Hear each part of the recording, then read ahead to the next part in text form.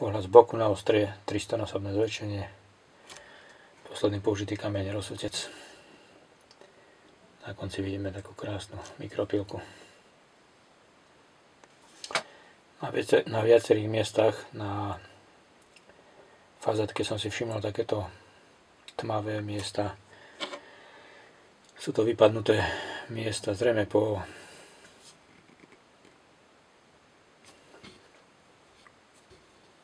kusy vypadnutých miest. No.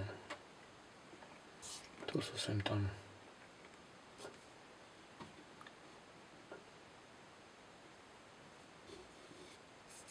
To je fixka.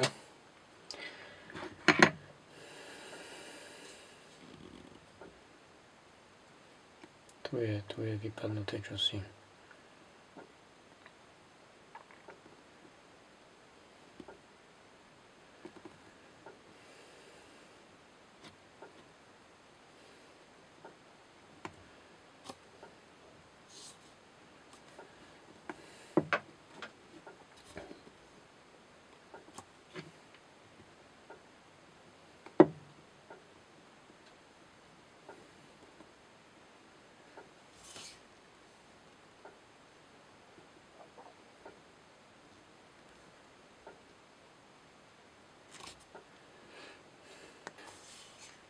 Druhá strana noža.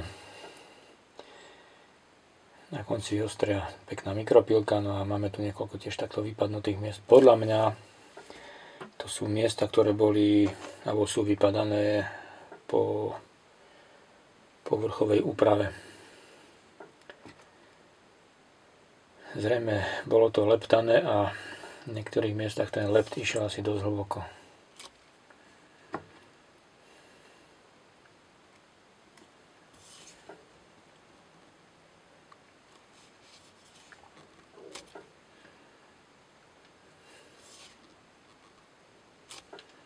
Tu je ďalej čepel a na nej tam je vidieť, že diery tmavé, také veľmi tmavé, to je lept a on potom prechádza postupne a podľa všetkého sa dostal až desitona do tej prednej časti. Že hlboko to naleptalo.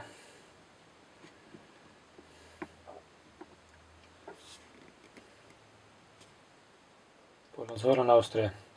V strede ten tmavý pasík, to je naše ostrie. Pekne vás vítam. Dnes tu máme taký špeciálny test ocele.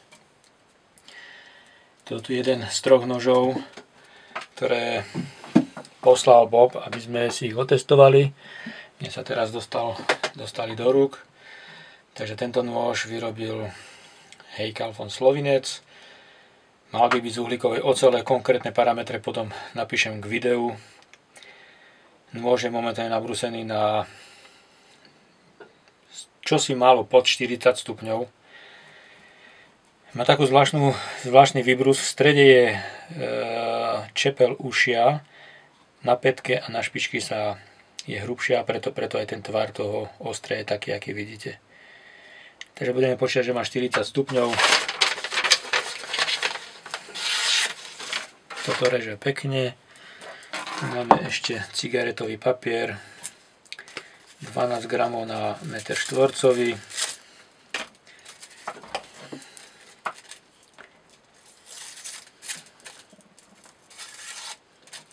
Pekne reže. S tým tiež nemá problém. Nôž sa celkom dobre drží. Má tu relatívne hrubú časť, širokú, je sa kde oprieť. Trošku kratšia čepel, ale možno pôjde. 20 mm lano od firmy Lanex. Znovu upozorňujem, toto nie sú štandardné podmienky. Tu je vrcholový uhol zhruba 40 stupňov.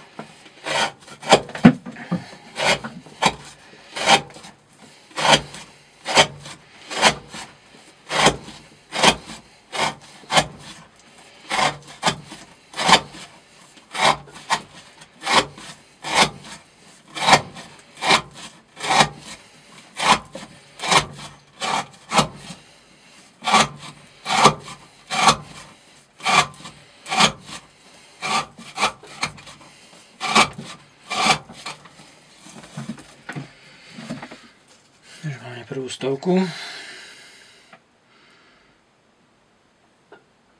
Žiadne zuby necítim.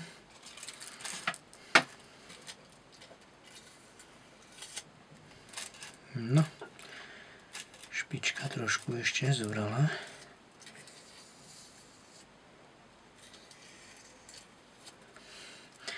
Úplne samotný konček špičky ešte trošku reže, ale toto tu všetko ostatné je tupé.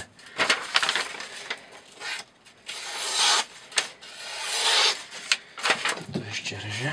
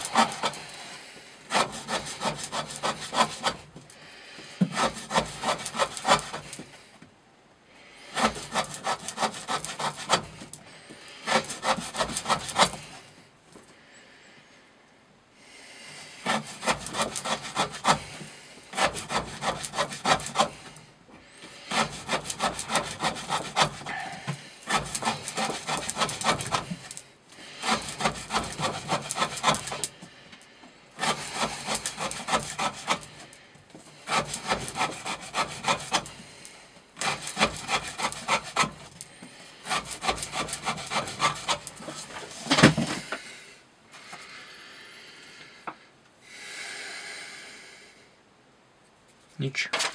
Úplne hladké ostrie.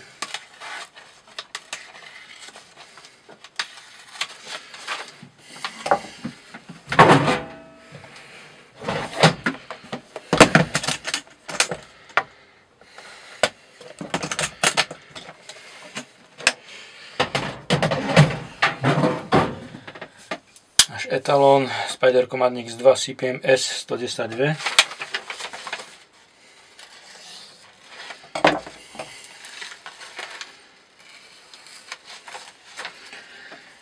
Takže koniec 200 krát prerezané lano. Z boku na ostrie po prerezaní 200 krát lano. Na konci už vidíme také jemné poškodenia, otlačenia a tu na šikmu cez obrazovku nám idú nejaké ryhy. Skúsime prebehnúť celý nožik. Ako nám to vyzerá. Tu je si pätka. Tam malo rezala, tu je to vidieť ešte pekné.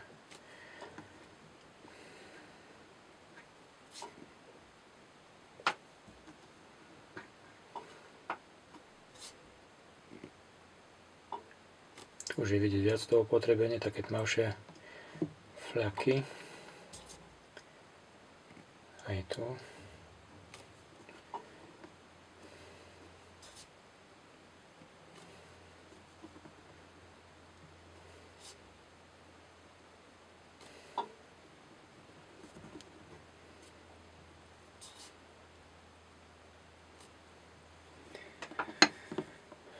bude sa mne si trošku hýbať.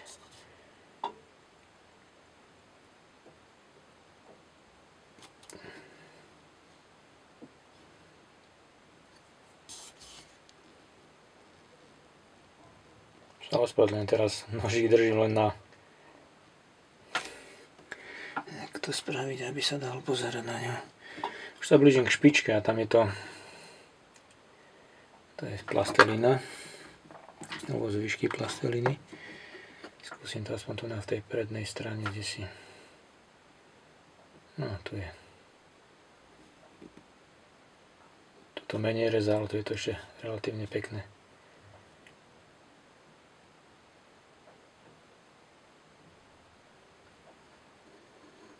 A to je samotná špička.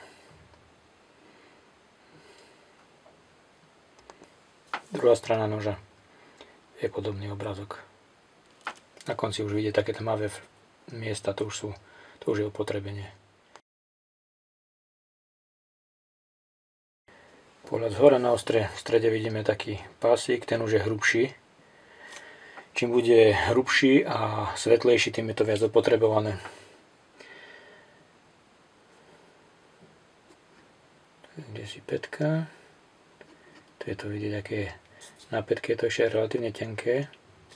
Tá najmenej rezala.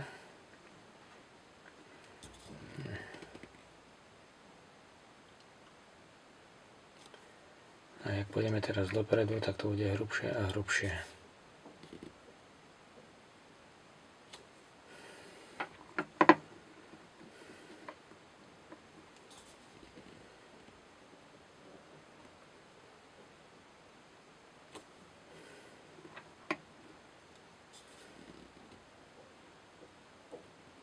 Tých lesklých miest je tu relatívne málo.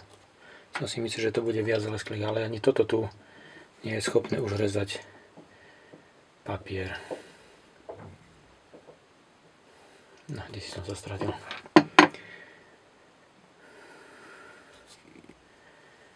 Záver, zhodnotenie. Uhlíková oceľ. Čepel má tá ostrá, ktorá rezala asi 7 cm, takže keď to prepočítame tých 200 razy na 10 cm čepel, tak to máme ako keby 285 krát prerezané lano pri 40 stupňoch. Znovu upozorňujem, že tam je zhruba 40 stupňov. Takže ako normálny výsledok, dá sa povedať, pre uhlíkovú oceľ. Ďakujem vám za pozornosť pri ďalších videách. Dovidenia.